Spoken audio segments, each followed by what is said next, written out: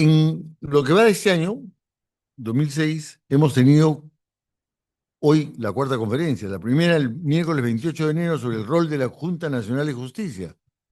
El martes 24 de febrero, el Poder Judicial presente y futuro. Y el miércoles 28 de marzo, la Academia de la Magistratura y su impacto en la administración de la justicia. Hoy día, miércoles 22 de abril, la conferencia es sobre las funciones del Tribunal Constitucional, cuyo moderador es el doctor Ernesto Álvarez Miranda, y los expositores son Omar Suárez, Roger Rodríguez Santander, Tania Cos Barrón, Edgar Carpio Marcos y González Muñoz Hernández. En lo que se refiere al doctor Ernesto Julio Álvarez Miranda, que es el moderador, es abogado constitucionalista, profesor universitario y político peruano.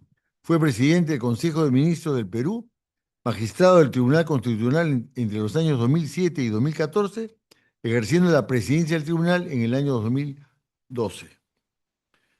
Dejo la palabra al doctor Ernesto Álvarez Miranda.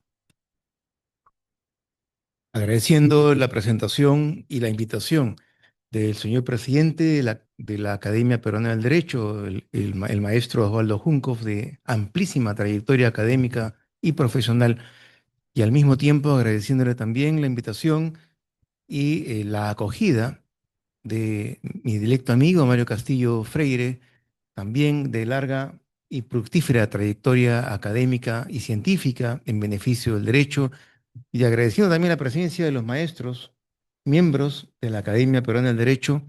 Es que tenemos a bien, tenemos el gusto de presentarnos en este tema tan importante para el Perú, para este Perú que prácticamente es sorprendentemente accesible al estudio científico del derecho constitucional y de la ciencia política, porque prácticamente todas las acciones o todos los procedimientos, todas las crisis constitucionales que se han podido dar en el mundo entero, se han reproducido en el siglo XX y también se están reproduciendo en el Perú en el siglo XXI. Por tanto, somos una fuente inagotable de estudio y de casos emblemáticos.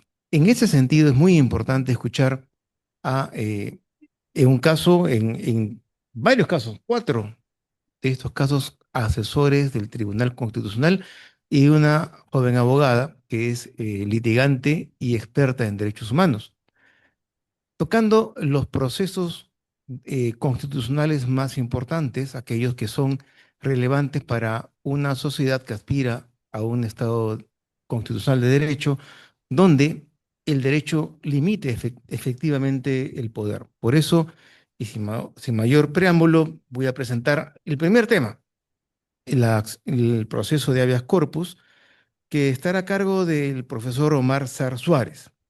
Él es abogado por la Universidad de Buenos Aires y doctor por la Universidad Católica del Perú. Él se desempeña actualmente como asesor jurisdiccional del Tribunal Constitucional y es coordinador académico del doctorado en Derecho del posgrado de la Facultad de Derecho de la Universidad San Martín de Porres. Ha sido adjunto para los asuntos constitucionales de la Defensoría del Pueblo y asesor principal de la Comisión de Constitución y Reglamento del Congreso de la República. Profesor, puede usted eh, exponer durante 10 minutos con la posibilidad de, así como todos los expositores, de una segunda ronda de 5 minutos. Bueno, muchas gracias, muy amable. Es para mí un honor poder compartir algunas reflexiones y querría comenzar agradeciendo a la Academia Peruana de Derecho, a sus distinguidos miembros, al doctor Mario Castillo, que ha tenido la generosidad de invitarme, a mi señor exdecano, el doctor Osvaldo Juncoff, que preside esta mesa, y a mi actual decano, el doctor Ernesto Álvarez Miranda, por esta generosa presentación. A ver, el objeto del proceso de habeas corpus es la garantía del derecho a la libertad personal y de un conjunto de derechos vinculados con esta, de derechos conexos con esta. La comprensión del legislador ha sido una comprensión externa en el sentido de garantizar el ámbito de libertad de la persona, no solo el derecho a no ser detenido arbitrariamente, a no ser privado de libertad arbitrariamente, sino otro conjunto de derechos, como por ejemplo el derecho a la integridad personal, el derecho a no ser obligado a declarar contra sí mismo, el derecho a no ser privado del documento nacional de identidad, a ser asistido por un abogado defensor, etcétera. El código plantea un catálogo de derechos a título meramente enunciativo relacionados con la libertad personal. En ese contexto, el tribunal ha dicho, bueno, la tutela de esta diversidad de derechos puede ser objeto de distintas modalidades del habeas corpus. Puede tratarse de un habeas corpus que tenga por finalidad reparar la situación de detención arbitraria, pero sin embargo puede haber otras modalidades, porque como decíamos, existen otros derechos fundamentales tutelados por este medio. Puede tratarse de una persona que esté legítimamente cumpliendo pena privativa de libertad, pero en cuyo caso haya habido un agravamiento ilegítimo de las condiciones de la detención, por ejemplo, que haya sido incomunicado arbitrariamente o que haya sido objeto de tratos crueles, inhumanos o degradantes, etc. Entonces el tribunal dice, aquí hay que adoptar medidas para corregir las condiciones de la detención. No se trata de, en todo caso, entonces, la sentencia fundada de habeas corpus podrá tener por objeto ordenar la libertad del favorecido o disponer otro tipo de medidas necesarias como para resolver la vulneración del tipo de derecho de que se trate. Puede tratarse de habeas corpus preventivo porque de acuerdo con la Constitución el proceso procede por vulneración pero también por amenaza. En consecuencia, puede existir una situación de amenaza respecto de un derecho fundamental que no suponga la consumación. Por ejemplo, seguimientos arbitrarios, interceptaciones no autorizadas, medidas que restringen la libertad pero que no llegan a constituir una privación de la misma. Por otro lado, y para resolver un problema histórico frente a la desaparición forzada de personas, el legislador lo ha incluido como una modalidad específica. Bueno, el tribunal, a la hora de interpretar esto, y más tarde el legislador en el código, introduce una modalidad específica de habeas corpus, al que denominamos instructivo, en el sentido de que el juez tiene el deber de, no puede excusarse en la falta de identificación del paradero de la víctima para declarar improcedente a la demanda. La finalidad del proceso en ese caso es la de investigar el paradero de la víctima. Entonces, con esta lógica de diversidad de derechos y de diversas modalidades, de las cuales hemos presentado solo algunas, el legislador ha diferenciado 3 trámites distintos.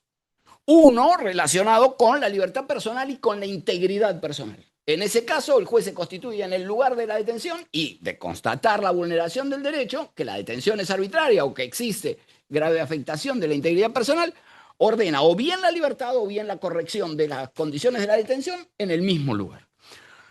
Por otro lado, para los demás casos ha previsto un procedimiento con traslado al demandado y para el caso de la desaparición forzada ha previsto una fórmula amplia en el sentido de el juez adoptará las medidas que considere necesarias para enfrentar la situación. Me parece que podría ser de interés presentar algunos casos recientes, atendiendo un poco a la propuesta de actualidad en relación con el proceso, ¿no? Por ejemplo, el tribunal ha resuelto frente a un caso de un menor donde el padre alegaba afectación de la posibilidad de tener contacto con el menor en el contexto de un proceso, existiendo en trámite un proceso de tenencia, el tribunal dice, si existen jueces ordinarios determinando la situación del menor, entonces no procede la demanda de habeas corpus. Entonces dice, el habeas corpus puede tener relación con temas vinculados a la conexión de los padres con los hijos o de los hijos con los padres. Se han planteado en diversos escenarios modalidades de habeas corpus en este sentido, pero sin embargo, si existe en trámite procesos ordinarios respecto de específicamente la cuestión, entonces no procede el habeas corpus. Por otro lado, en el ámbito judicial, esto fue una sentencia estimatoria del Poder Judicial en segunda instancia, dice, por la vía del habeas corpus, no puede entenderse que existe reincidencia si en el momento de la comisión del segundo delito todavía no había condena por el primero, ¿no? Es decir, dice, bueno, ok, entonces fundada la demanda de habeas corpus, porque no puede considerarse, aun cuando hayas tenido dos procesos en paralelo, si no había condena previa, entonces no puede considerarse que haya habido reincidencia a los efectos de los agravantes o las medidas adicionales que pudieran corresponder en ese escenario. Por otro lado, una resolución que ha provocado también alguna polémica es el habeas corpus procede contra actos de autoridad, funcionario o persona, así que el legislador ha diseñado también la procedencia del habeas corpus contra resolución judicial. Ahora bien, el tribunal y los órganos de la justicia constitucional no se erigen como jueces ordinarios, es decir, no van a resolver el proceso penal, no van a continuar el proceso penal, sino que en todo caso evaluarán el proceso penal en clave de respeto de los derechos fundamentales, ¿correcto? Entonces, como esto funciona así, tiene que haber agotado la instancia ordinaria para recurrir a la vía constitucional, porque no es que porque si no, digamos, el problema al que se asistía antes del código era que se planteaba una demanda de habeas corpus contra cada resolución. Entonces esto no acababa nunca. La idea es, el habeas corpus procede contra resoluciones judiciales, pero procede contra resoluciones judiciales firmes. En el amparo contra resolución judicial requiere que además sean no consentidas. En el habeas corpus no añade esta cuestión, pero en todo caso requiere que la resolución sea firme, sin perjuicio de que el tribunal ha establecido en algunos casos que si la Corte Suprema durante el trámite del proceso de habeas corpus resolvió el proceso de fondo, eventualmente podría hablarse de una firmeza sobrevenida. Este asunto de la firmeza sobrevenida no lo ha reiterado, lo ha utilizado en 3 o 4 casos, pero es un criterio que está ahí eventualmente. Otro asunto que quería analizar, como para ir terminando, es un poco la procedencia de la demanda contra resoluciones del Ministerio Público. En principio, el Ministerio Público tiene en el proceso penal una función requirente. Entonces se ha discutido si procede el habeas corpus contra resoluciones fiscales, porque, digamos, no priva de libertad, pero sin embargo sí ordena algunas medidas restrictivas, eventualmente de intervención de las comunicaciones, y tiene una función requirente y eventualmente puede, de su actuación, puede derivar una demora en el proceso. Entonces el tribunal ha dicho algunas garantías, como por ejemplo el plazo razonable de la investigación, son aplicables en sede fiscal. El tema de la motivación es aplicable en sede fiscal. Y procede entonces el habeas corpus cuando se trate de actuaciones como registro personal, videovigilancia, o cuando la investigación resulte atentatoria del derecho a ser investigado, en ese caso, ya que no juzgado, pero sí investigado, en un plazo razonable. A cuyo fin habrá que tomar, a fin de evaluar el plazo razonable, habrá que evaluar no solo la actuación del órgano, sino también la complejidad del asunto y la actuación de las partes, ¿no? Es decir, si la parte ha tenido una actuación dilatoria, entonces no puede luego quejarse de la duración del proceso si estuvo permanentemente articulando nulidades y no asistió a las audiencias, etc. Naturalmente que la situación puede tener matices a la hora de su evaluación. Por último, y con esto voy a terminar, un poco en cuanto a los retos del proceso de habeas corpus, me da la sensación de que, y este muy probablemente sea un reto transversal, es el de la eficacia, ¿no? Particularmente cuando se trata de medidas que supongan una intervención, como por ejemplo cuando el tribunal declaró el estado de cosas inconstitucionales respecto del hacinamiento penitenciario, un habeas corpus correctivo respecto de las condiciones de la detención, donde no se trataba de la nulidad. Cuando se trata de la nulidad de una resolución concreta, ok, esto es mucho más fácil de cumplir, pero cuando se trata de casos complejos, como el del hacinamiento penitenciario, la dificultad puede ser otra, puede ser mayor, y existe un reto en relación con, y eventualmente puede abrirse un debate en relación con las medidas necesarias para la ejecución de este tipo de sentencias. De hecho, en este asunto específico, del hacinamiento penitenciario, las medidas que el Tribunal Constitucional había ordenado al declarar el estado de cosas inconstitucionales vencieron en el 2025. Y entonces, frente a la imposibilidad de ejecutar la sentencia en los términos en los que estaba, se vio en la necesidad de emitir un auto prorrogando las medidas orientadas a paliar esta situación hacia el año 2030. Pero digamos, hemos planteado un poco la estructura y el funcionamiento del proceso, algunas decisiones recientes y un poco lo que consideramos un reto en relación con la eficacia del proceso. Hasta el viernes probablemente máximo.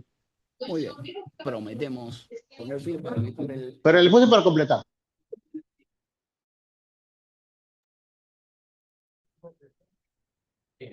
No lo sabemos, doctor. Pero estamos dispuestos a responder a las objeciones que el manifestante pudiera. Con esto ha sido todo. Muchísimas gracias. Muchas gracias, Omar. Ahora quedan las preguntas para el final, por supuesto. Hay mucho que comentar sobre el habeas corpus. A continuación, sobre la acción de amparo, la llamada acción de amparo en la Constitución, pero en realidad es un proceso de amparo en el Código Procesal Constitucional. Tenemos al profesor Roger Rodríguez Santander. Él es abogado por la Universidad Católica, doctor cum laude y máster en estudios avanzados en derechos humanos por la Universidad Carlos III de Madrid. Es asesor del Tribunal Constitucional, fue viceministro de Justicia, secretario general del Tribunal Constitucional, director general de Derechos Humanos del Ministerio de Justicia y también director de estudios e investigación del Centro de Estudios Constitucionales del Tribunal Constitucional. Profesor Roger, 10 minutos. Perfecto, muchas gracias en primer lugar a la Academia Que Peruana de paseo por ahí Derecho para y ver el Comunicación, ya lo en identificaron. particular a su presidente Osvaldo Junzkopf, Ya. Pero a mi directo amigo Mario Castillo Freire, al profesor y también amigo y expresidente del Tribunal Constitucional Ernesto, al doctor Martín Belaunde. En general, mi agradecimiento institucional a la Academia por su invitación. Se me encomienda en 10 minutos decir cuestiones que puedan resultar mínimamente importantes a propósito del proceso de amparo. Difícil, pero voy a hacer lo posible por en ese tiempo telegráficamente decir algunas cosas que puedan ser de relieve.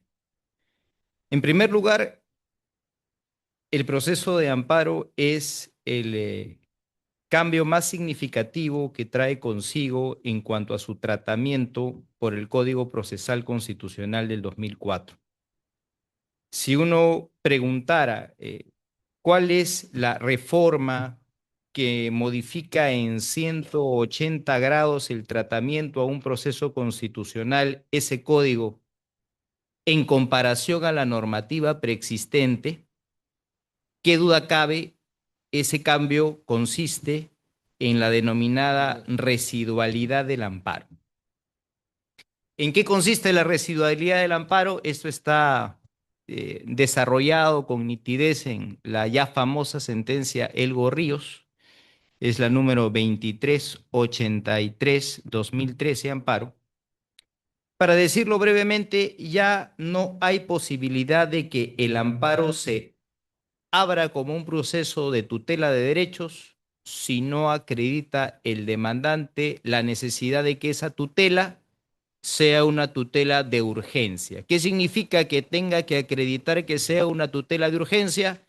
Que acredite que hay un riesgo de irreparabilidad del daño. Es decir, ya no es necesario solamente, como acontecía con la legislación precedente, que se acredite la relevancia constitucional de la pretensión, lo cual ya de suyo es complicado, sino que cumplido ese presupuesto procesal, tengo que demostrar además que requiero ser protegido pronto, porque de lo contrario, prontamente ya no podrá ser repuesta la situación a su estado inmediatamente anterior. Eso ha generado que en los últimos 20 años, en una situación que me parece que se ha enfatizado con la jurisprudencia más reciente del Tribunal Constitucional, el amparo se haya convertido, para bien, a mi juicio, aunque eso podemos, por supuesto, debatirlo en su momento, en un proceso fundamentalmente de control de resoluciones judiciales, en todo aquello, por supuesto, que no tenga que ver con aquello que pertinentemente ha señalado Omar, que protege el habeas corpus, y con aquello que no tenga que ver con lo que protege el habeas data, esto es el proceso de acceso a la información pública y el proceso a la autodeterminación informativa o protección de datos personales. En aquello que no tenga que ver con estos derechos, esto es el amparo y su protección material, se constriñe el asunto a un control de resoluciones judiciales, a un control entre privados o a un control de resoluciones administrativas donde se requiera tutela de urgencia, básicamente. Entonces, siendo ese el escenario, he querido traer algunos ejemplos de la jurisprudencia reciente, según nos fue requerido, que muestran cómo esa jurisprudencia hace, en efecto, de la jurisdicción constitucional en general y del Tribunal Constitucional en particular, una institución a través de la cual, por vía de la argumentación jurídica, se optimiza lo que está constitucionalmente dispuesto en un sentido ideal, ¿no? La Constitución es un ideal regulativo que busca a través de la argumentación jurídica hacer de la realidad algo cada vez más compatible con ella. ¿Quién es el supremo intérprete en esa tarea? El Tribunal Constitucional. ¿Cuál es el proceso paradigmático en materia de tutelas de derechos con ese propósito? El amparo. Hay algunos ejemplos recientes que van en esa línea, desde luego. Y por cuestiones de tiempo, he querido rescatar algunos ejemplos en cuanto a tutela de derechos, vamos a decirlo así, fundamentales personalísimos, podríamos decir derechos fundamentales civiles, ¿no? Porque por supuesto podríamos poner ejemplos sobre lo propio en materia de derechos fundamentales sociales, culturales, económicos, pero por cuestiones de tiempo creo que vale la pena ejemplificarlo constreñidamente a este ámbito.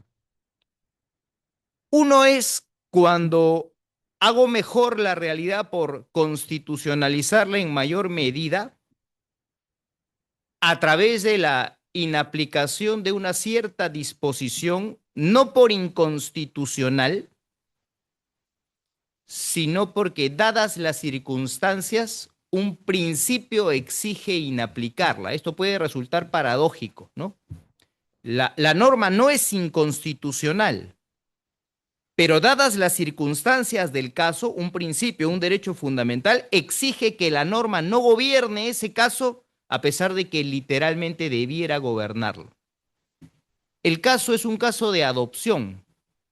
Creo que hace no mucho hablé de ese caso aquí, justamente por una invitación de mi querido amigo Mario. Es un caso, el Código Civil exige, ¿no?, que no medie menos de 18 años entre adoptante y adoptado. Claro, es la juridicidad tratando de emular la naturaleza. Sabemos que, por supuesto, naturalmente podemos procrear sin esa diferencia, pero en un ideal jurídico se busca que como mínimo esa sea la diferencia y por eso la institución de la adopción, pertinentemente, por eso esa regla no es inconstitucional, va en esa línea. Pero se presentó un caso en donde la diferencia era de 17 años y 6 meses entre quien era demandante en ese amparo, el hijo, a la sazón ya mayor de edad, tenía 20 y tantos años, y su padre, que tenía 17 años y medio más, ¿no? El notario accedió al entender que los hechos denotaban allí ya la existencia de un vínculo familiar demostrado por los años, pero Reniec, que suele ser bastante formalista en estos menesteres, anuló esa inscripción y sostuvo que no había mérito para que esa adopción resulte válida bajo un enfoque constitucional. erradamente, por supuesto, el Tribunal Constitucional finalmente, y nótese que si digo que el asunto llegó al Tribunal Constitucional, quiere decir que el Poder Judicial razonó como RENIEC 2 veces, lo cual quiere decir que el problema no solamente es administrativo, sino también judicial. El Tribunal Constitucional invalidó esa resolución administrativa y convalidó más bien la adopción. También puede hacerse mejor la realidad en temas relativos al amparo a través de la cobertura de lagunas. Y aquí creo que un buen ejemplo es el caso Morán, también resuelto recientemente por este pleno del tribunal. Y digo que era un caso de laguna porque lo que señala el Código Civil, lo leo literalmente, artículo 21 infine, cuando la madre no revele la identidad del padre podrá inscribir a su hijo con sus apellidos. Bueno, no se trataba efectivamente de una madre, se trataba de un padre que no tenía posibilidad de revelar la identidad de la madre, no porque en estricto no conociera a la mujer que había prestado el vientre subrogadamente para la procreación, sino porque de acuerdo al contrato que se había celebrado en los Estados Unidos estaba impedido de revelarlo y como consecuentemente de ello jurídica y socialmente no existía propiamente una madre. Sin embargo, RENIEC se negó a inscribir a los menores toda vez que no había posibilidad de revelar esa identidad bajo el entendimiento de que la madre era la única autorizada para omitir esa información. Bueno, a través de la analogía, que es una manera de cobertura de lagunas, hija, vamos a decirlo así metodológicamente, del principio de igualdad, el Tribunal Constitucional cobertura la laguna y sostiene que, una vez más, RENIEC ha razonado mal al denegar esa inscripción y acepta la posibilidad que, en base a la protección del derecho a la familia, en base a la protección del libre desarrollo de la personalidad, en base a la protección, por supuesto, debía haberlo dicho primero, al interés superior del niño y a su derecho a la identidad, lo que correspondía era ordenar esa inscripción. Nótese cómo aquí no se trataba de inaplicar una norma, sino más bien de extenderla a un supuesto no regulado, ¿no? Es justamente esa paradoja que a veces se presenta y que puede ser justamente protegida a través del razonamiento. Me queda poquitísimo tiempo, hablo de un caso más. El Tribunal Constitucional, con mucha pertinencia a mi juicio, ha generado una inmunidad de protección, o mejor dicho, a través de esa inmunidad, una protección hacia la mujer cuando se interrumpe su vínculo laboral estando ella en estado de gestación o estando ella todavía en periodo de lactancia. Uno podría decir, bueno, por antonomasia, esa es la protección que corresponde para aquellas personas que se encuentran en situación de vulnerabilidad. En efecto, es esa mirada tuitiva, extensiva, ¿no? Una extensión del supuesto de hecho, diría Alexis, para una mejor protección de los derechos fundamentales. Este tribunal ha razonado así y ha razonado del mismo modo para las personas con discapacidad. Esto es bien interesante, ¿no? Una persona con discapacidad a la que no se le renueva el vínculo contractual a través de los famosos contratos administrativos de servicios, merece la misma protección inmunizadora, vamos a decirlo así, en el ámbito laboral, tal cual la merece la mujer en estado de gestación. El Tribunal Constitucional ha respondido sí. Con lo cual, pareciera ir por el camino de que a todos ellos, aquellos móviles discriminatorios, históricamente sospechosos de discriminación, acepta esta protección en el ámbito laboral. Esto tiene que ver con un derecho típicamente civil, el derecho a la igualdad, pero lo interesante es que siendo un derecho relacional, aquí en este caso lo protege sobre la base conexa de la tutela a un derecho social, como es el derecho al trabajo. De manera tal que el proceso de amparo es pues una vía más allá de la residualidad, todavía singularmente importante, me animaría a decir, sin minusvalorar, sino por una cuestión cuantitativa, quizá la más importante todavía, a través de la cual en el ámbito de los procesos de tutela de derecho el Tribunal Constitucional cumple esta función tan delicada a la que está constitucionalmente llamado. Yo me quedo allí y de repente más adelante habrá oportunidad de desarrollar un poco más las ideas. Gracias. Muchas gracias, Roger. Queda pendiente también el tema del amparo contra la resolución judicial, que es tan actual para los litigantes. A continuación tenemos el proceso de habeas data a cargo de Dania Cos Barón. Ella es abogada de la Universidad San Martín de Porres, especializada en Derecho Constitucional y Derechos Humanos. Tiene estudios de especialización en Derechos Humanos en el extranjero, entre ellos en American University. Fue responsable del área de litigio internacional en la Comisión de Derechos Humanos, COMISET, y abogada litigante en el Sistema Interamericano de Derechos Humanos. Tania. Muchas gracias, doctor Álvarez. En primer lugar, agradecer la invitación de la Academia Peruana de Derecho, la invitación del doctor presidente Osvaldo Juncoff y del doctor Mario Castillo Freire. El tema que me toca comentar el día de hoy es precisamente el proceso de habeas data, que es el proceso constitucional dirigido a buscar la protección de los derechos vinculados a la información, ya sea esta información de carácter público o información de carácter privado. Este proceso constitucional fue incorporado por primera vez en la Constitución de 1993, artículo 200, inciso 3, y establece que el proceso de habeas data busca tutelar tanto el derecho de acceso a la información pública como el derecho a la autodeterminación informativa. Este derecho, el derecho a la autodeterminación informativa, que se encuentra en el artículo 2, inciso 6 de la Constitución, protege al ciudadano de que los servicios informáticos, computarizados o no, públicos o privados, suministren informaciones que afecten la intimidad personal o familiar. Y es un derecho que podemos decir de nueva generación, es un derecho nuevo que surge en la segunda mitad del siglo XX, precisamente con el avance de la tecnología. La forma en la que han evolucionado los medios de comunicación, el Internet, las computadoras, ha cambiado radicalmente la manera en la cual nosotros recopilamos, almacenamos, procesamos o difundimos información.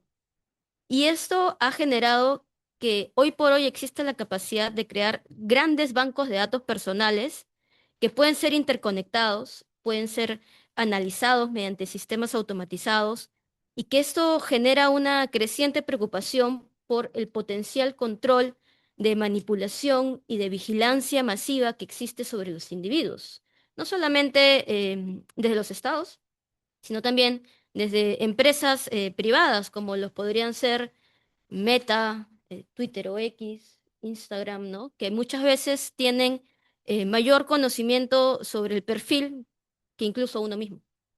Entonces, saben lo que nos gusta, saben lo que llama nuestra atención. Entonces, este perfilamiento es lo que ha generado esta preocupación por proteger los datos personales.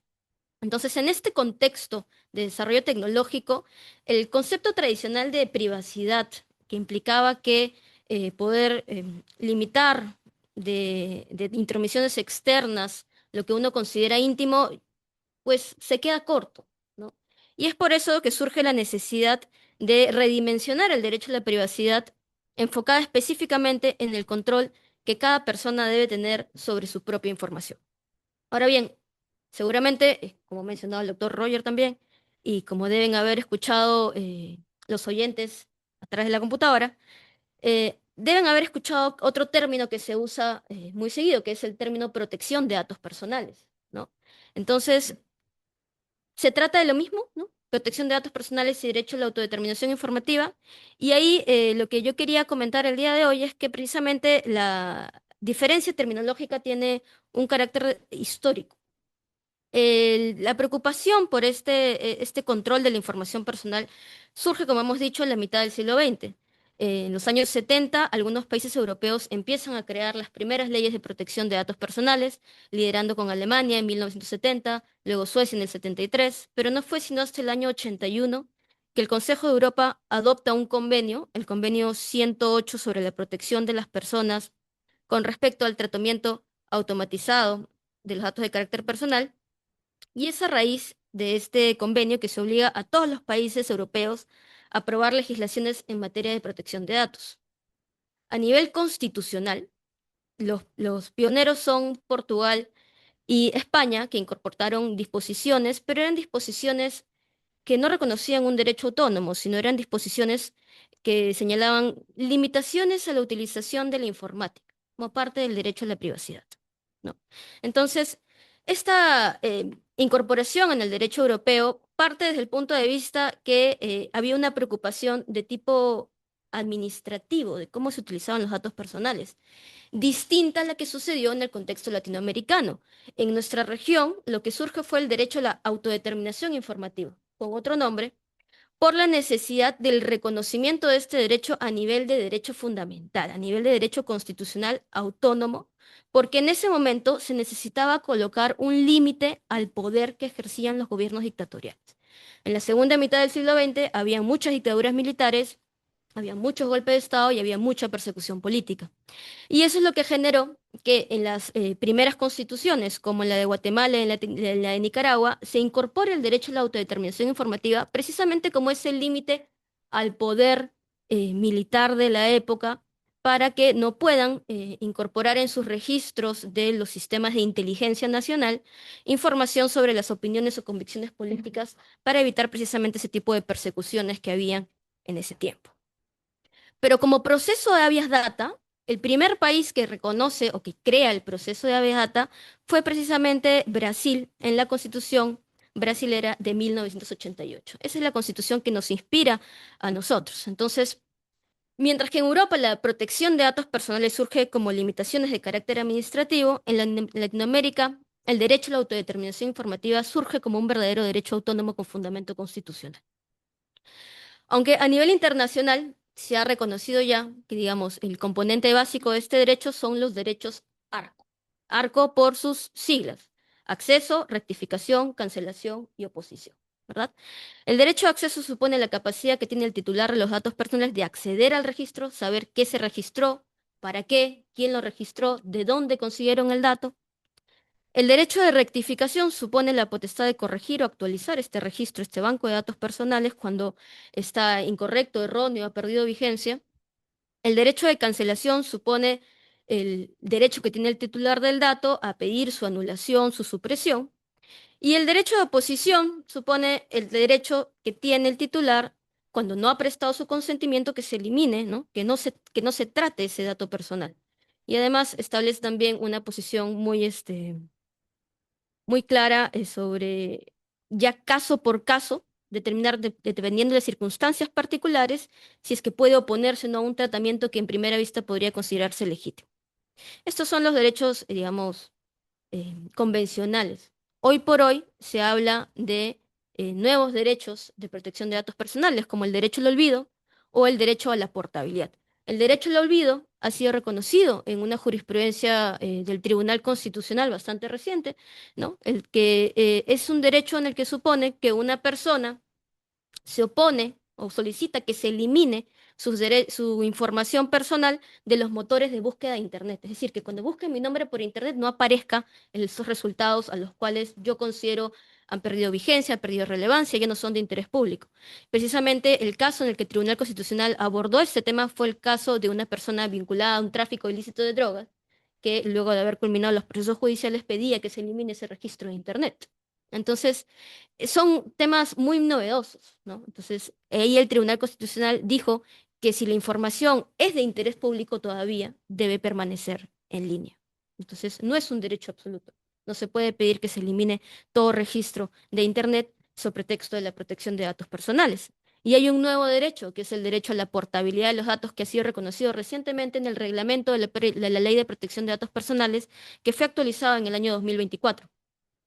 Eh, en sencillo, por ejemplo, si yo tengo toda mi relación bancaria en un banco, y ya tengo mi score crediticio, que saben que soy buen pagador y yo quiero irme a otro banco, yo puedo pedirle a ese banco, dame toda mi data y la traslado al otro. Ya no tengo que empezar de cero a crear un récord crediticio. Ese sería un ejemplo de lo que sería la portabilidad de datos personales.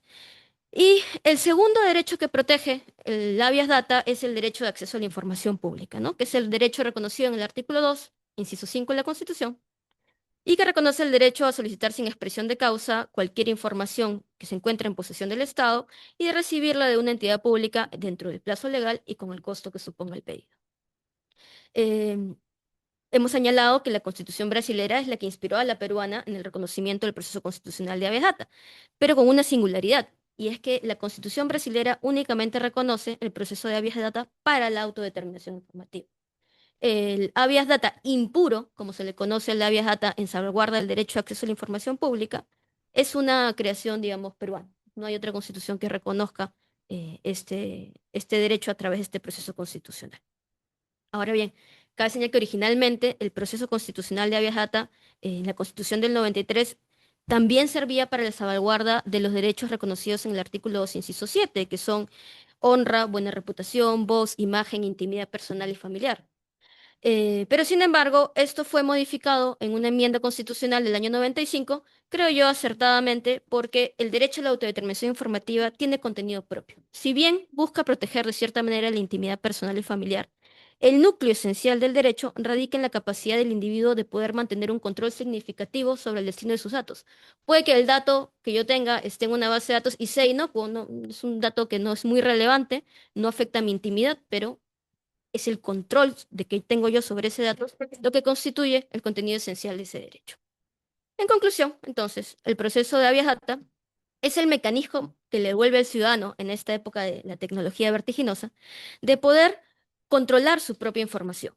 En una era de vigilancia tecnológica, de opacidad administrativa y de poderosos algoritmos que tienen la capacidad de decidir por uno e incidir en derechos fundamentales, esta garantía constitucional asegura que la persona siempre sea dueño de su identidad digital y también el proceso de habeas data, como hemos visto, únicamente en Perú, permite fiscalizar también la transparencia del Estado a través del derecho de acceso a la información pública. Muchas gracias. Muchas gracias, Dania. Bueno, es interesantísimo el tema de la Big Data ahora que el derecho se ha abierto a las nuevas tecnologías y atenta ya con la privacidad de los seres humanos. A continuación vamos a tener a Edgar Carpio hablando sobre el proceso de inconstitucionalidad. Edgar es abogado por la Universidad San Martín de Porres con estudios de maestría en Derecho Constitucional en la Universidad Pontificia Católica del Perú. Ha cursado estudios de especialización en Justicia Constitucional en la Universidad Carlos III de Madrid, en Derechos Humanos en el Washington College de la American University. Ha sido jefe de gabinete de la Presidencia del Consejo de Ministros y del Congreso de la República, además de ser viceministro de Justicia. Edgar, 10 minutos.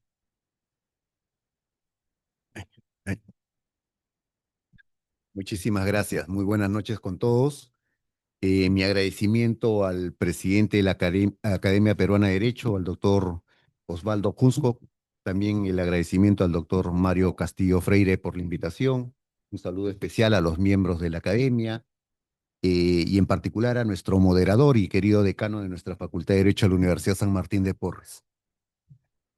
Voy a tratar dentro de los 10 minutos asignados de ofrecer una visión general de lo que es el proceso de inconstitucionalidad, que es un proceso menos conocido, es un proceso, digamos, menos utilizado y precisamente por eso que a lo mejor requiera una perspectiva más que abordar los temas que significarían propiamente el desarrollo del proceso, ofreciendo una perspectiva, digamos, diríamos, del participante en un proceso de inconstitucionalidad, más bien diría yo que podría ser muy útil e interesante a lo mejor tratar de plantear una perspectiva desde el exterior, o sea, observando el proceso, cómo se desarrolla este proceso de inconstitucionalidad de las leyes, cuáles son, digamos, los problemas o las dificultades más importantes eh, que se observan en su desarrollo. Y yo diría que desde esta última perspectiva podríamos abordar 4 grandes temas, ¿no?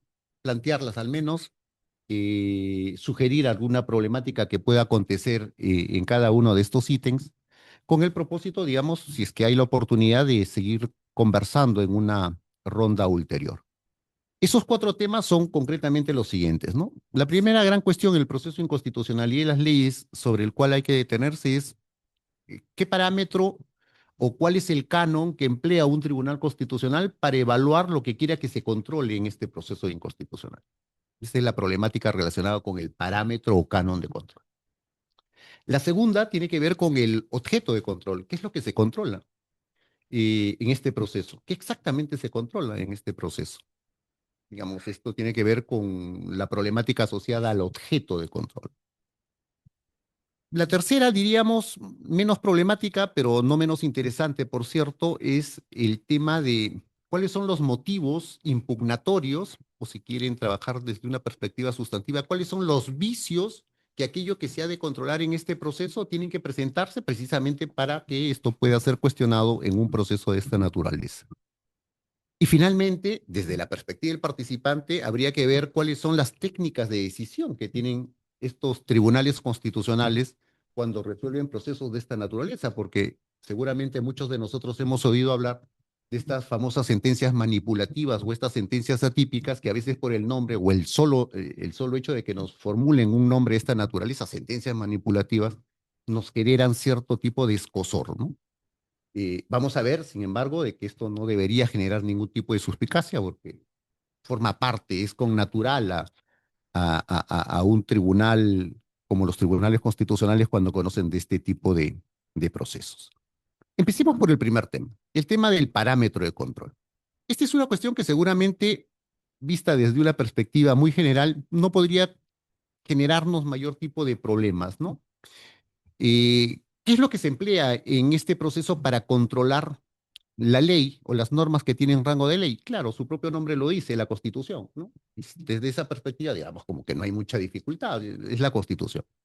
Sin embargo, a continuación probablemente tendríamos que preguntarnos, ¿y qué exactamente estamos comprendiendo por Constitución? ¿Qué es la Constitución? O sea, digamos, ¿qué es lo que sirve como parámetro de control en este proceso de inconstitucionalidad? ¿Lo que está comprendido entre el artículo primero y el artículo 206 y 207? ¿Nada más? O también deberíamos considerar el preámbulo, o también deberíamos considerar las posiciones finales y transitorias, incluso la propia Declaración de la Antártida, porque sucede que esta Constitución del 93 también la incorpora. Y no es una pregunta, digamos, que carezca de algún tema o algún tipo de problemática. En su momento, digamos, hubo alguna demanda de inconstitucionalidad donde precisamente porque se encontraban las disposiciones finales y transitorias, por decirlo así, reglas que se oponían a aquellas que se encontraban en uno de los artículos, me parece el 52 o 53 de la Constitución, por ahí el demandante sugirió de que esa parte de las disposiciones finales y transitorias de la Constitución, o una de dos, no se consideraran parte de la Constitución, o la otra es que sería inconstitucional pese a estar en la propia Constitución. Interesante, no deja de ser, digamos, un problema que merecería tener algún tipo de atención. La segunda cuestión que tiene que ver con la propia Constitución es, digamos, que no todas sus cláusulas ofrecen un mismo nivel, una misma intensidad en el control. Normalmente en el ámbito de la teoría del derecho, y esto ha sido, digamos, por decirlo así, aceptado en el ámbito del derecho constitucional, se acepta que al interior de la Constitución hay clases de normas, ¿no? Están las reglas, por un lado, normas completas que tienen un supuesto de hecho y una consecuencia jurídica. Están los principios y están las directrices. Según la norma constitucional, sea una regla, un principio o una directriz, la intensidad del control varía, ¿no? En el caso de una regla es clarito, ¿no? O sea, la Constitución dice que una persona no puede ser detenida más allá de las 48 horas en los supuestos de flagrancia delictivas. Si es 49 horas, que prolonga las 49 horas, la detención es inconstitucional, ¿no? Sin embargo, cuando colisiona, digamos, una cláusula de la Constitución, no, una ley, colisiona con una Constitución, por ejemplo, se me ocurre ahora el caso de un terrorista que falleció hace algún tiempo, colisiona con la Constitución. ¿Por qué? Porque de pronto hay una ley que se ha aprobado y dice que el cuerpo de este individuo no puede ser, digamos, sepultado por sus familiares, y no solamente sepultados por sus familiares, sino además debe ser cremado y sus restos dispersados por algún espacio reservado y secreto que maneja el Ministerio de Justicia. Claro, esto genera un problema muy serio, ¿no? Desde el punto de vista del derecho, para empezar, a la libertad de religión, a la libertad de culto, que tiene que ver con la manera como se desenvuelven las familias en relación al derecho a la sepultura, ¿no? Eh, Sin embargo, quedarnos en el tema de que sea la Constitución la única norma que conforme el parámetro presupone, digamos, un tipo de ordenamiento que podríamos denominar un ordenamiento simple, ¿no? Donde hay una Constitución y por debajo hay una ley, o sea, hay un órgano que es el Poder Legislativo que expide una norma que se encuentra inmediatamente subordinada a la Constitución, que es la ley. Digamos, si queremos verlo desde el punto de vista de las formas de Estado, estaríamos al frente de un Estado unitario sin ningún tipo de descentralización, ¿no? Hay un único órgano, el Poder Legislativo, competente para expedir normas que tienen rango de ley. Sin embargo, nuestros estados no son de esa clase. Los nuestros, o el caso peruano, por ejemplo, es la de un Estado unitario y descentralizado mediante la regionalización, que reconoce una serie de órganos con competencia normativa y una serie de fuentes que también tienen el mismo rango de la ley, ¿no? Estoy pensando en la ordenanza municipal, estoy pensando en la ordenanza regional, estoy pensando, por ejemplo, en los decretos legislativos, en los decretos de urgencia que expide el Poder Ejecutivo. O sea, tenemos una pluralidad de órganos con competencia normativa y tenemos una pluralidad de fuentes que tienen el mismo rango de la ley. El problema es que sucede cuando, por ejemplo, una ordenanza municipal o una ordenanza regional desarrolla un tema que corresponde a la ley orgánica. ¿Cómo determino yo su constitucionalidad o inconstitucionalidad? ¿O qué sucede cuando, por ejemplo, el Poder Ejecutivo dicta un decreto legislativo que excede los márgenes otorgados por una ley autoritativa? ¿Cómo se resuelven problemas de esa naturaleza? Esto sugiere, digamos, de que dentro de ese parámetro de control debamos considerar otras normas distintas de la Constitución, llamadas por la Constitución a desarrollar el procedimiento y los límites de su proceso de producción normativa, que son normalmente, digamos, catalogadas o consideradas como las normas conformantes del bloque de constitucionalidad, o como los italianos suelen denominar, ¿no? Las normas interpuestas. Son normas que tienen la propiedad de realizar una función por la Constitución, directamente atribuida por la Constitución para, digamos, limitar el proceso de producción de otras normas, pese a tener el mismo rango de esas otras normas limitadas. El segundo tema, el objeto de control. Aquí la gran cuestión es, ¿qué se controla en el proceso de inconstitucionalidad de las leyes? Aquí la Constitución tiene una, digamos, una versión que podría generar cierto tipo de perplejidad. Dice, se controla las leyes, los decretos de urgencia, los decretos legislativos, etc. Pero se controla la ley. ¿Se controla el decreto legislativo, el decreto de urgencia por ser decreto legislativo, por ser decreto de urgencia? ¿Es inconstitucional un decreto de urgencia en sí mismo? Sería inconstitucional su contenido, pero no puede ser la fuente en sí misma, ¿no? Digamos, allá hay un problema. Nuevamente aquí, digamos, en alguna medida el Tribunal Constitucional se ha valido de algunos desarrollos de la teoría del derecho para que, distinguiendo entre lo que es propio de una disposición y una norma, llegue a afirmar, ¿no? En realidad, el objeto de control en el ámbito del proceso de inconstitucionalidad no es la fuente en tanto fuente, sino es el contenido que se encuentra en una fuente que tiene rango de ley. Ese contenido no es otro que el de la disposición, o sea, el texto, más los significados que se puedan inferir o atribuir a ese texto legislativo, ¿no? Y digamos, aquí es muy interesante ver cómo problemas de esta naturaleza a propósito de la identificación del objeto, ahora que estamos en pleno proceso electoral, se han presentado precisamente en el pasado a propósito de del caso este famoso sobre las encuestas a boca de urna. Y si me permite, señor Un moderador, minuto. un minuto. Un último tema, penúltimo tema sería, simplemente tiene que ver con los motivos impugnatorios, ¿no? ¿Qué es lo que puedo cuestionar yo en el objeto de control? ¿Qué tipo de vicios le puedo atribuir a lo que quiera que se vaya a controlar en este proceso de inconstitucionalidad de las leyes? Y digamos, acá hay dos vicios que la Constitución menciona explícitamente. Uno, los vicios formales, ¿no? Y las inconstitucionalidades formales, y el segundo, las inconstitucionalidades materiales. El primero tiene que ver con sus procedimientos, las condiciones para poder elaborar una determinada fuente. El segundo tiene que ver con el contenido material de la norma, ¿no? Sin embargo, el Tribunal Constitucional ha advertido también de que es posible objetar la inconstitucionalidad de una norma por adolecer esta de un vicio de competencia. Cuando una norma adolece de un vicio de competencia, es una cuestión sumamente interesante, ¿no? Cuando, por ejemplo, qué sé yo, una ley o una ordenanza municipal termina regulando una materia para la cual no es competente, si no es competencia, por ejemplo, de la ley orgánica. En algunos casos estos temas se asocian a los temas formales, en otros casos se asocian a los temas materiales.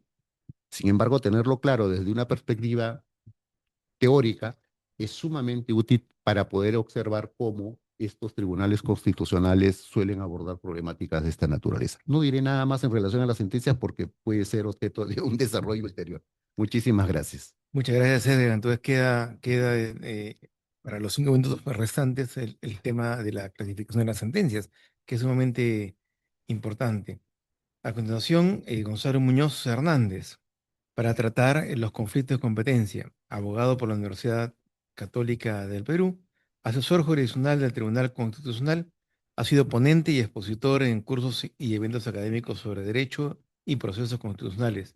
Ejerce la docencia universitaria, contribuyendo a la formación en temas de interpretación constitucional esencialmente. Gonzalo, 10 minutos. Muy buenas noches. Mi nombre es Gonzalo Muñoz. Muchas gracias. Quisiera agradecer a la Academia Peruana del Derecho, concretamente al doctor Hunskop, al doctor Castillo. Agradezco también al expresidente del Tribunal Constitucional por haberme dado la oportunidad de compartir con ustedes algunas ideas en torno al proceso competencial. Voy a tratar de ser bastante claro y bastante sintético en lo que concierne a este tópico. Básicamente, el proceso competencial es el proceso a través del cual se dirimen conflictos relativos a problemas de atribuciones y de competencias. Esto es, a través de este proceso se pacifican problemas relativos al ejercicio del poder. Entonces, este es un proceso en tal sentido que tiene una naturaleza sui generis. ¿Por qué?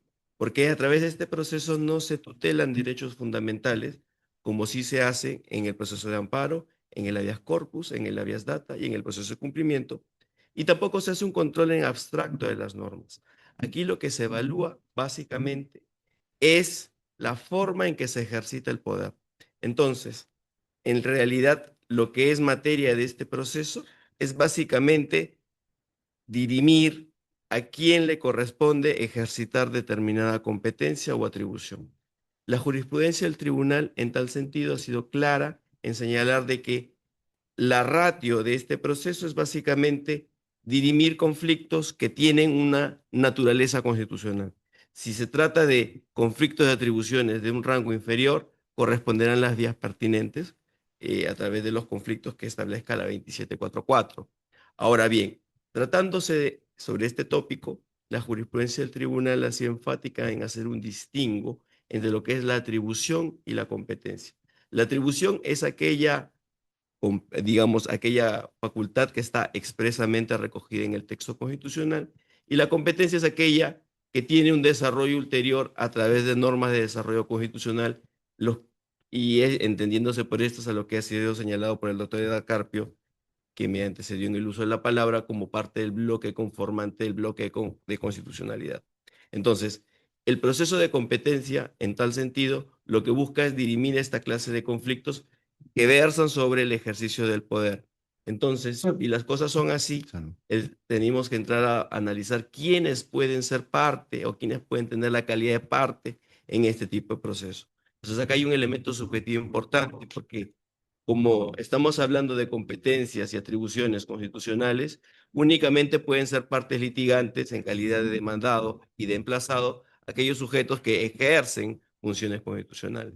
En tal sentido, la calidad de parte está sujeta a un número clauso, a un número cerrado. Entonces, esta es una cuestión preliminar que básicamente quería enfatizar. Ahora bien, este tipo de procesos tiene la peculiaridad de que someten a control determinado tipo de actuaciones que pueden ser de muy diversas, de muy diversas naturalezas, pero lo cierto y claro es de que busca básicamente dotar al tribunal, digamos, busca dilucidar un diferendo respecto de cómo se ejercita el poder. Entonces, si las cosas son así, la jurisprudencia del tribunal ha establecido una tipología del proceso de cumplimiento, en el cual tenemos conflictos de competencia positiva, en la cual se dirime quién va a ejercer una competencia o atribución; negativa, en caso las entidades litigantes se nieguen a asumir una competencia, y el tribunal dirimirá en tal sentido quién es el que tiene que ejercitarla; Y también tenemos otro tipo de tipología relacionada a lo que es el menoscabo de atribuciones, en cuyo caso tenemos, por ejemplo, el menoscabo de atribuciones en sentido estricto, a través de lo cual lo que se evalúa es si es que existe un impedimento por parte de una entidad al ejercitar una competencia que termina perjudicando a otra. Y tenemos el menoscabo por interferencia, que básicamente es un tipo de proceso competencial a través del cual lo que se evalúa es si es que en el marco de la cooperación, porque pueden haber entidades que tengan competencias o atribuciones compartidas, que se ejerciten dentro de los linderos de lo constitucionalmente lícito. Finalmente, la última de esta tipología alude a la omisión de cumplimiento de acto obligatorio. ¿Qué ocurre cuando una entidad se niega a ejercitar una competencia y eso conlleva como efecto espejo que otra entidad no puede ejercitar sus atribuciones? En tal sentido, la jurisprudencia del tribunal ha sido básicamente amplia en lo que es dirimir esta clase de conflictos y tenemos, por ejemplo, pronunciamientos del tribunal relativos a lo que es el control de actuaciones, por ejemplo, el control de actuaciones de poderes públicos relativas a el ejercicio de potestades inherentes discrecionales. Entonces, básicamente el primer pronunciamiento que quería compartir con esta mesa es el relativo a lo que es el control de cuestiones políticamente, cuestiones políticas no justiciables.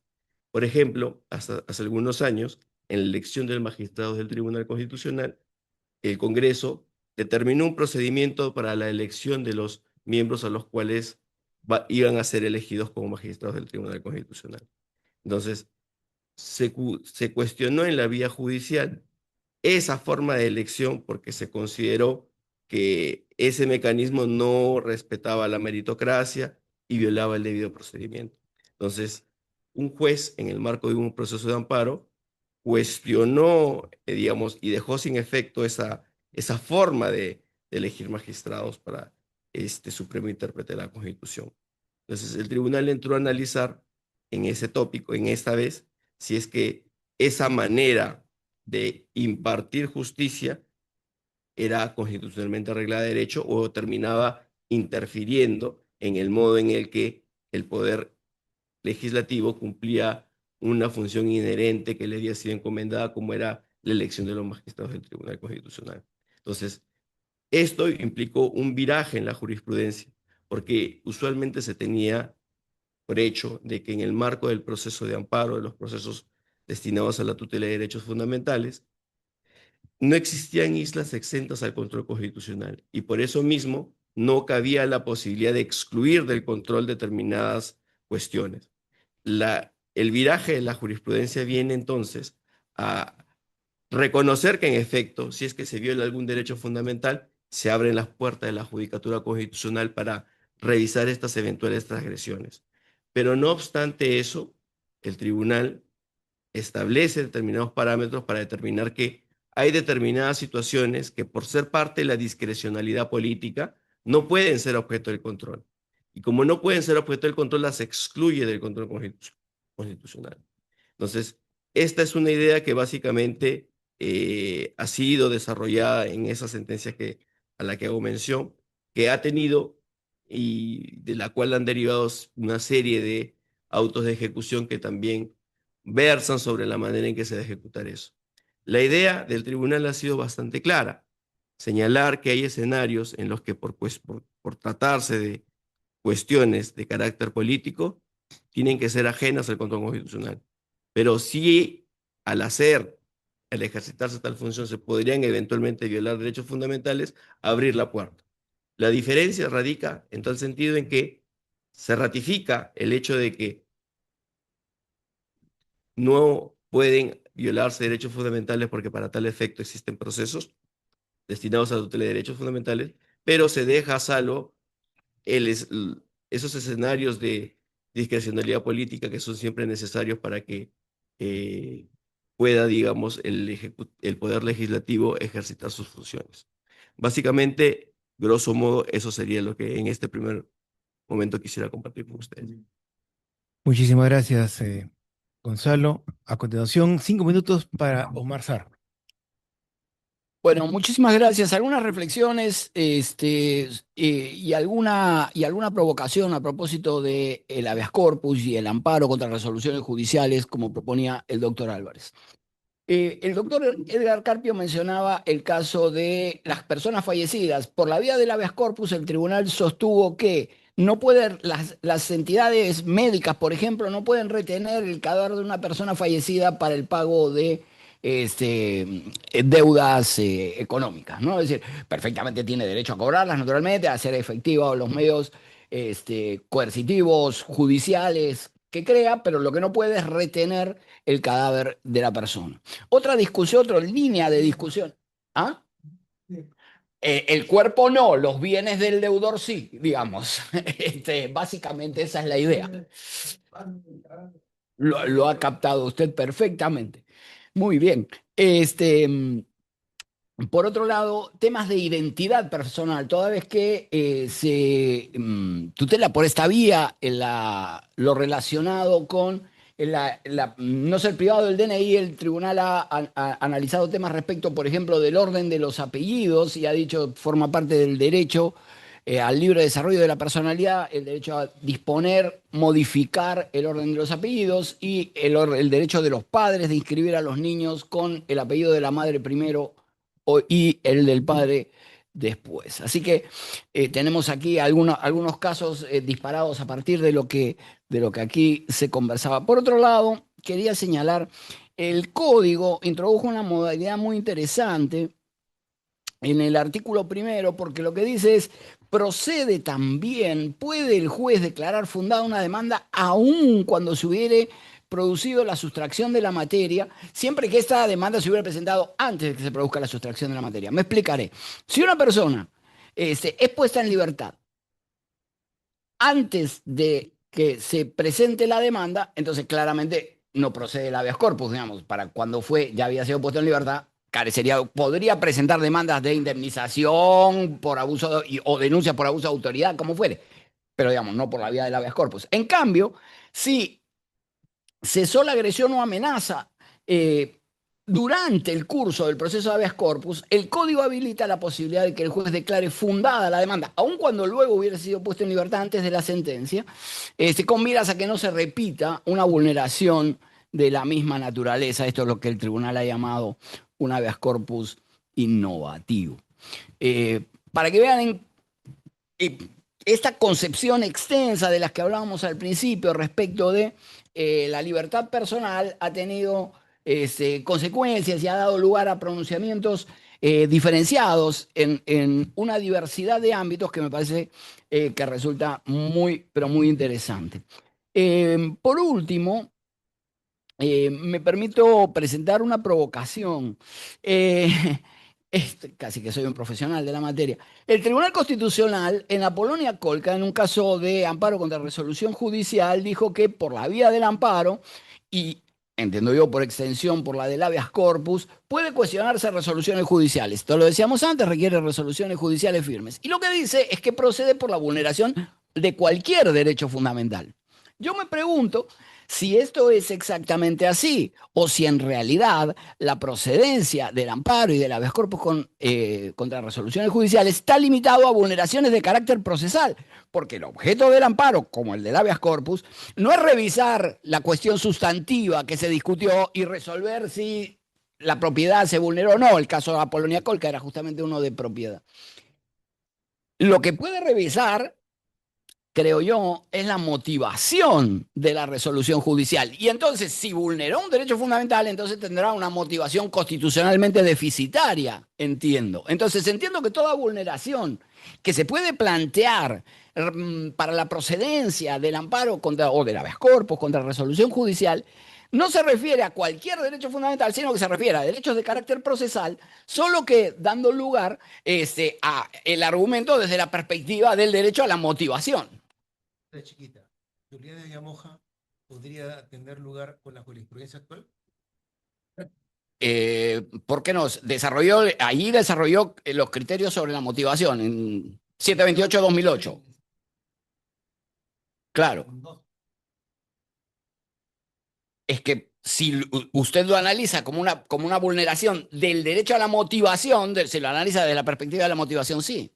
¿Se entiende lo que digo? Es decir, porque es es decir, no tomar en cuenta un X derecho fundamental, no necesariamente que no haya sido notificado, pero una vulneración de otro derecho fundamental distinto, constituiría una motivación constitucionalmente deficitaria, porque el objeto no es continuar la discusión ordinaria, sino plantear una cuestión de orden procesal que es a la que ya que el amparo y el habeas corpus proceden como medio no para continuar el debate ordinario. Era una provocación, yo lo sé. Roger, 5 minutos. Gracias. Voy a empezar por donde terminó Omar, ¿no? Por el lado de la provocación, que es una provocación además bien interesante. Recuerdo que cuando yo estudiaba Derecho hace ya varios años, eh, el profesor, amigo seguramente de todos quienes están en esta mesa, Samuel Abad, eh, estaba en boga en ese momento su famosa tesis sobre el amparo y si el amparo era un límite al principio o el valor de la cosa juzgada, ¿no? Y en esa tesis, pionera entre nosotros sobre la materia, él abogaba por un amparo solamente para controlar el debido proceso y la tutela jurisdiccional efectiva cuando del control de resoluciones judiciales se trataba, ¿no? Y la gran pregunta era, ¿y qué sucede con el derecho a la debida motivación de las resoluciones judiciales, ¿no? Porque claro, a través de ese derecho, que paradigmáticamente es una manifestación del debido proceso, puede, vamos a decirlo entre comillas, por contrabando, ingresar el control de derechos que no son propiamente manifestaciones del debido proceso, sino de orden estrictamente material, ¿no? Y creo que para bien o para mal, con sinceridad yo no estoy no soy tan ajeno a las bondades de esa tesis. El Tribunal Constitucional ha optado con muchos matices y creo yo sin una línea absolutamente clara, no solamente en este pleno, sino en plenos anteriores, pero en términos generales, por estar de acuerdo con que cabe un amparo y un habeas corpus contra derechos fundamentales en términos generales, cuando a través de la motivación, entendida en este caso como un derecho fundamental relacional, en ese sentido se parecería a la igualdad, ¿no? Se estaría afectando algún otro derecho fundamental. O sea, por ejemplo, si por una indebida motivación hay un problema vinculado con la tipificación de un delito, no hay un derecho fundamental relacional de por medio y entonces no entro. Ahí a eso el Tribunal Constitucional suele llamarlo, estás buscando un reexamen, ¿no? Estás tratando de que yo me convierta en un juez penal por subrogación. A eso no entro, improcedente tu demanda. O para pasarlo al terreno del amparo, ¿no? Estás pretendiendo que a través de una supuesta violación del derecho a la debida motivación yo ingrese en un asunto técnico tributario. Ahí no entro. Pero sí, a través de la debida motivación, estás violando el principio de legalidad penal, por ejemplo, has motivado indebidamente sobre la aplicación de la ley penal en el tiempo, la famosa manifestación de ley previa del principio de legalidad penal, o para irnos al terreno del amparo, has motivado indebidamente, pero con relación a algo que daría lugar a un despido arbitrario o daría lugar a una afectación del derecho a la pensión, entonces entro, ¿no? Entonces, a través del derecho a la debida motivación como derecho relacional, finalmente Apolonia Colca ha hecho fortuna, ¿no? Porque ha sido finalmente la tesis que se ha asentado en la jurisprudencia del tribunal. Y como me queda un minuto, la intervención interesante de Omar también me hace pensar que si es bueno o malo que en el terreno del Tribunal Constitucional hablemos de distintos procesos de tutela de derechos, ¿no?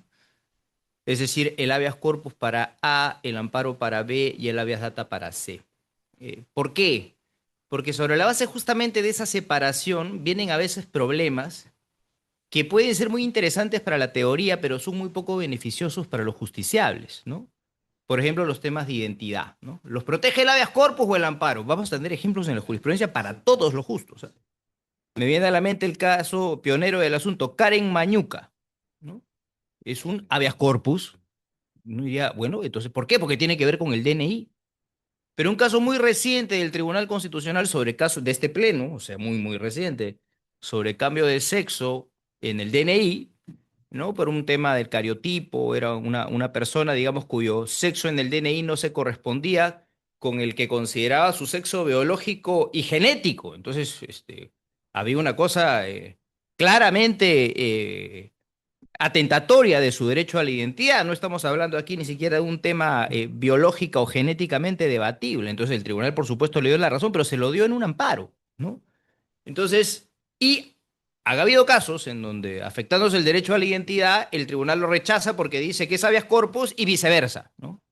Entonces uno diría, ¿y si mejor lo llamamos, en vez de habeas corpus, amparo o habeas data, lo llamamos Juan Pérez, pero todos los derechos fundamentales son protegidos por el Tribunal Constitucional en un proceso? En Colombia se llama tutela, no se ponen a pelear sobre denominaciones, en España se llama amparo, en Alemania se llama amparo. ¿Para proteger qué derecho fundamental? Es cierto que un cierto catálogo, pero no en función de un proceso en particular, sino en función de un catálogo de derechos que constitucionalmente está llamado a proteger. Creo que esa sería una reforma interesante, con sinceridad, para pensar a futuro de forma tal que nos evitamos un problema teórico en la práctica judicial y favorecemos significativamente el acceso a la jurisdicción constitucional en favor de los justiciables, ¿no? Muy bien. Dania, 5 minutos.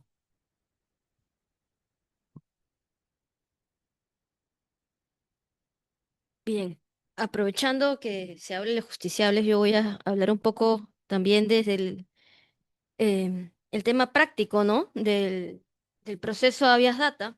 Y ahí yo quisiera comentar una característica específica del habeas data que no se replica en el proceso de amparo ni en el proceso de habeas corpus, y es la no necesidad del agotamiento de la vía administrativa. Mientras que en los procesos constitucionales de tutela de derechos, como el habeas data, perdón, el amparo, el habeas corpus, es una causal de improcedencia. En el caso particular de la habeas data no se requiere agotar una vía administrativa. Y yo explicaría que la existencia de esta excepción responde a que cuando se crea el Código Procesal Constitucional no existía vía administrativa a agotar. Ambos derechos cuentan hoy con mecanismos de tutela administrativos, pero que han sido creados muchos después de que se creara el proceso de habeas data. En el caso del derecho a la autodeterminación informativa, la Ley de Protección de Datos Personales, la Ley 29733, data del año 2011 y su reglamento del año 2013. Es bajo este nuevo marco normativo que se crea este procedimiento trilateral de tutela ante la Autoridad Nacional de Protección de Datos Personales, que es pues una dirección general en el seno del Ministerio de Justicia y Derechos Humanos, ¿no? Entonces, a través de estos procedimientos que uno puede ejercer sus derechos ARCO. Ahora, cabe señalar también que el proceso de autodeterminación informativa a nivel constitucional es más amplio que el ejercicio de derechos ARCO. Yo podría, por ejemplo, a través de un habeas data, pedir copia de una constancia o un certificado de trabajo que se me niega, cosa que no puedo hacer a través de la Ley de Protección de Datos Personales, porque esta se circunscribe a temas de bases de datos y tratamientos de datos en sí. Por otro lado, la Ley de Desarrollo Constitucional del Derecho a Acceso a la Información Pública es la Ley 27806, que si bien sí es más antigua, del año 2001, no fue sino hasta la reforma del año 2017, mediante el Decreto Legislativo 1353, que se crea la Autoridad Nacional de Transparencia y Acceso a la Información Pública y se fusiona además esta autoridad con la de Protección de Datos Personales, creando una sola autoridad nacional. Y a la par se crea el Tribunal de Transparencia y Acceso a la Información Pública, que recién empezó a recibir apelaciones por denegatorias de pedidos de información pública hacia finales del año 2018, inicios de 2019. Entonces, antes de la creación de estas dos vías administrativas, no existía, pues, una vía a la cual acudir fuera del proceso de habeas data. Entonces, la jurisprudencia constitucional en ese sentido era constante al señalar que además del requisito especial de la demanda que señala el artículo 62 del antiguo Código Procesal Constitucional, que es el documento de fecha cierta, ¿no?, de haber reclamado previamente el respeto al derecho constitucional y que la persona o la entidad se haya denegado o simplemente no haya respondido, no era necesario agotar ningún tipo de apelación vía Ley 27444 o cual fuera, ¿no?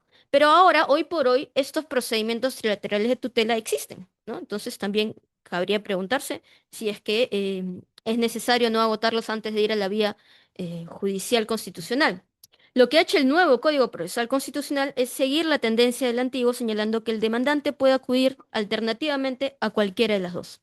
Es decir, uno puede decidir irse directo a la habeas data o irse a la Autoridad de Protección de Datos o al Tribunal de Transparencia. Es potestad del peticionario. Pero si es que opta por acudir a la vía administrativa, tiene que necesariamente agotarla antes de poder acudir a la vía constitucional. Y ahí yo quería tomarme un par de minutos para comentar algunas cositas prácticas que surgen del litigio, ¿no? Y es que antes el proceso de habeas data no requería la firma de abogado. Entonces es muy relevante para los ciudadanos saber que hoy por hoy, con el nuevo Código Procesal Constitucional, sí se requiere la firma del letrado en la demanda, con lo cual los procedimientos administrativos parecen ser, digamos, más accesibles. Además, el tema de los plazos. Una demanda de habeas data a nivel judicial constitucional solamente en primera instancia puede tomar más de un año. Yo les comento, la semana pasada recibí un auto admisorio que me fija fecha de audiencia única para diciembre de 2027. O sea, de acá a 20 meses. Se imaginarán que a nivel administrativo una petición de este tipo puede estar resuelta en 4 o 5 meses máximo. Entonces es algo que uno tiene que ponderar al momento de decidir la vía que va a utilizar. Pero sí hay algo negativo, y es que a veces las entidades públicas deciden no hacer caso a las decisiones del Tribunal de Transparencia y por el contrario judicializar estas órdenes de entrega de información a través de procesos contenciosos administrativos que pueden llegar incluso hasta casaciones y extender el proceso más de lo debido, ¿no? Entonces, yo recomendaría a los litigantes que nos escuchan a través del Internet que tomen en consideración estos datos para la elección de una vía u otra, porque cuánto va a demorar dependerá qué tan pacífica pueda ser el acatamiento de la orden del tribunal. Muchas gracias. Muchas gracias, Dania. Roger, perdón, Edgar.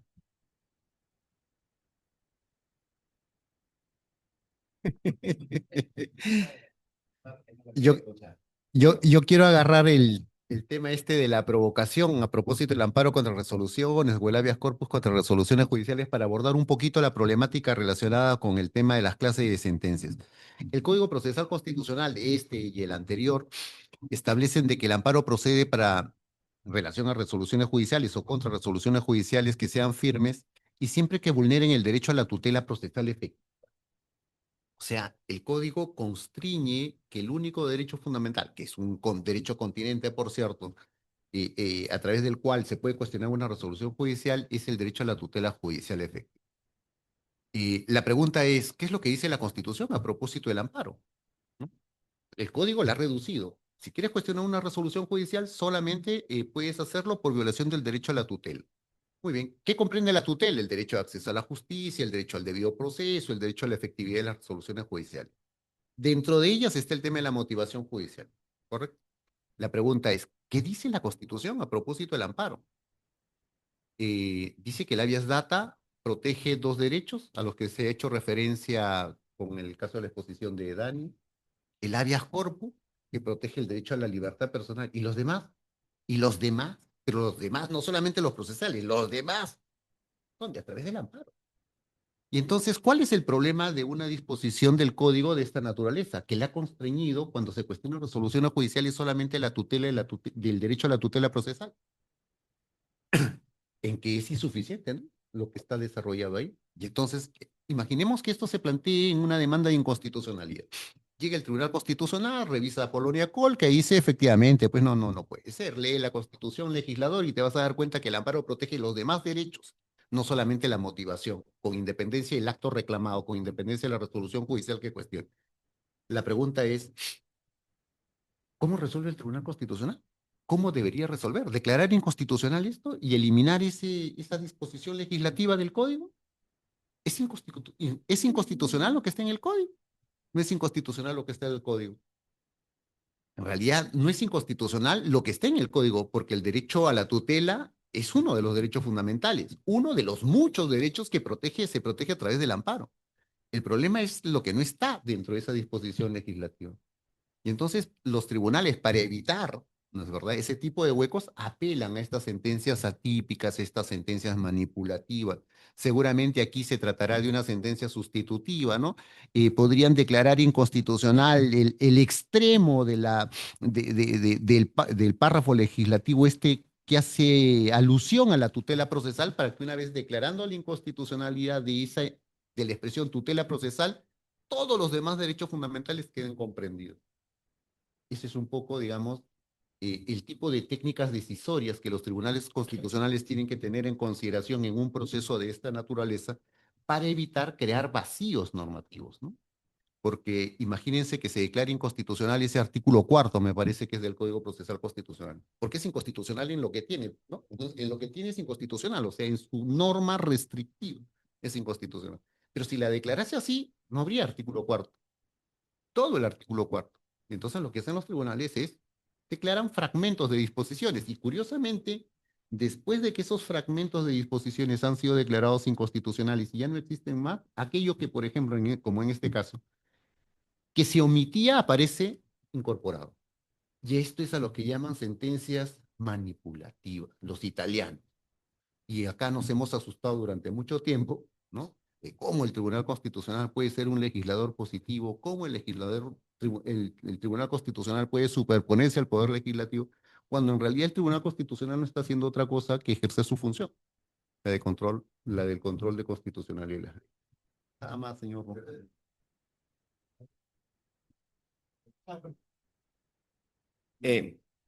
Buenas noches. Quisiera añadir a lo antes señalado que en relación a lo que es el proceso competencial, es viable interponerlo contra el Poder Judicial en caso cuando imparta justicia termine inmiscuyéndose de manera inconstitucional en atribuciones de otros entes, como ha ocurrido, por ejemplo, cuando los jueces han ascendido militares mediante procesos de amparo, cuando se han otorgado permisos de pesca, cuando se ha permitido la importación de autos usados, entre otras cosas.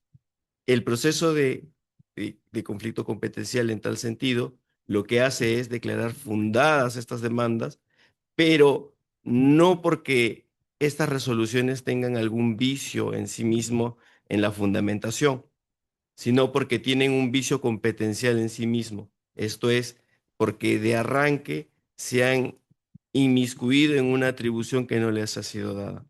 Entonces, a raíz de esto, quisiera también compartir algunas ideas en torno a lo que es el control de resoluciones judiciales, ¿no? Porque se ha dicho mucho de que la Judicatura Constitucional invade los fueros del juez ordinario, pero en realidad lo único que hace la Judicatura Constitucional es básicamente escrutar de modo externo que aquello que se decida, porque aquello que se decida es una atribución propia e inherente del juez ordinario, cumpla con satisfacer determinados estándares que la propia Constitución establece. Porque no olvidemos que los derechos fundamentales son directamente exigibles y son exigibles en el marco de cualquier otro tipo de proceso judicial. Entonces, la existencia de procesos constitucionales como el amparo y el habeas corpus, destinados a garantizar que no se violen esos derechos fundamentales, no hace otra cosa que compatibilizar y garantizar en la práctica que la Constitución y los derechos fundamentales no se queden solamente en el plano semántico, sino que en la práctica tengan una efectividad real. Muchas gracias. Muchas gracias, Gonzalo. Más bien, quería yo agradecer la participación de los expositores. Han sido sumamente ilustrativas sus exposiciones. Y siempre agradeciendo tanto al presidente de la Academia Peruana del Derecho, Osvaldo Juncoff, como a Mario Castillo y a todos los participantes de la misma academia. Ha sido una muy buena noche académica esta y le doy para las palabras finales a nuestro presidente Osvaldo Juncoff. Sin duda alguna, las exposiciones han sido magníficas. Habrían muchas preguntas por hacer. Arsenio Oré tiene una. Quisiera cederte la palabra para que seas muy puntual. Aunque no importa puntual, creo que es sumamente importante porque es un aspecto que no se está resolviendo. ¿Qué quiero decir? Es muy breve. En las últimas décadas, especialmente en esta última, hay muchos derechos fundamentales que han entrado en conflicto de la manera como los órganos constitucionales y el Tribunal Constitucional lo hacen. Por ejemplo, en derechos fundamentales que tienen que ver con la libertad, por ejemplo, cuando se habla de la retroactividad, cuando se habla del principio de legalidad, en lesa humanidad, cuando se habla en extinción de dominio, efectivamente la extinción de dominio puede afectar no solamente los bienes producto del delito, sino extender a ilícitos o a aspectos administrativos. Estos debates han originado la afectación de derechos fundamentales o no, pero grandes polémicas y sentencias en las cuales a veces el Tribunal Constitucional tiene otro punto de vista y el órgano jurisdiccional otro. Pero estos debates, por ejemplo, la ley de la humanidad, la extinción de dominio, ya han sido resueltos por el Tribunal Constitucional. Entonces, esos debates doctrinarios, teóricos, tendrían que, digamos, seguir produciendo en el marco académico, pero conforme a la Constitución, artículo 201, y el artículo 7º del título preliminar, los señores jueces y todas las instituciones y ciudadanos estamos obligados y vinculados a la interpretación que el Tribunal Constitucional establece. No puede ser, por ejemplo, que algunos señores jueces, otros no, dicen que las sentencias del Tribunal Constitucional, en estos casos, por ejemplo, extinción de dominio, lesa humanidad, prescripción, suspensión de la prescripción, no lo van a resolver en los términos que interpreta el Tribunal Constitucional, cuando el artículo 7º del título preliminar es categórico. Los jueces no pueden resolver de manera diferente a la interpretación del tribunal. Ese es un mandato. Entonces, eso se produce en estos días, ¿no? Pero los sujetos que están, digamos, vinculados a este proceso, ven su derecho afectado. O están libres o tienen que tener 30 años. Y entonces, la pregunta es, ¿cómo queda el Estado constitucional de derecho cuando los señores magistrados, algunos, no, digamos, cumplen lo que el Tribunal Constitucional ya ha establecido? Eso se ve también, por ejemplo, en el asunto de la investigación del delito, tanto con los policías como los señores fiscales siguen discutiendo quién dirige la investigación. La pregunta concreta es, ¿qué ocurre cuando un magistrado, no todos digo, no cumple el artículo 7º y se vincula a la sentencia del tribunal? ¿Qué ocurre? Porque ahí hay un vacío. ¿Y cómo se tiene que resolver esta situación? Muchas gracias, señor presidente. Bueno, me es sumamente grato, en representación de la Academia Peruana de Derecho, agradecer a Ernesto Álvarez Miranda, quien ha sido un moderador de primera categoría, a Omar Sar Suárez, a Roger Rodríguez Santander, a la doctora Dania Cos, al doctor Edgar Carpio Marcos y al doctor Gonzalo Muñoz Hernández, ¿no? Creo que esta conferencia, ¿no?, ha sido magnífica en el tema, en los temas que se han visto, ¿no? Les agradezco mucho por su presencia. Gracias.